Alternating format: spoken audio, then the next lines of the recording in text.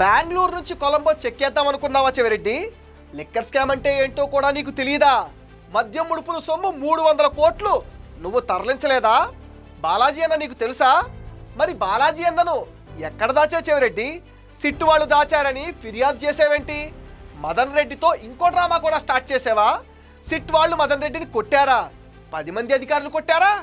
మదన్ రెడ్డి హాస్పిటల్లో Oscar level action ఏంటి?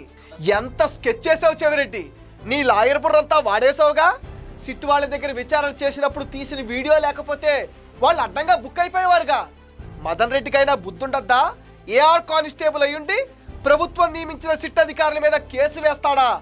నీతి నిజాయితీ అన్నీ వదిలేశాడా? కానిస్టేబుల్ ఉద్యోగం వద్దా? నీ కొడుకు మోహిత్ రెడ్డిని కూడా నీలాగే తయారు చేస్తున్నావేంటి? తొడ అధికార వాహనాల్లో మద్యం డబ్బులు తరలిస్తారా? అన్నింటికీ తెగించినట్టున్నారే. ఎంతసేపు దోచుకోవటమేనా? కోర్టు దగ్గర నీ వారాక్షన్ అని చెవిరెడ్డి. అందరి సంగతి తేలుస్తానని ఆ అరుపులు కేకలేంటి? నువ్వేంటి తేల్చేది చెవిరెడ్డి? ముందు నీ సంగతి సిట్ వాళ్ళు తేలుస్తారులే.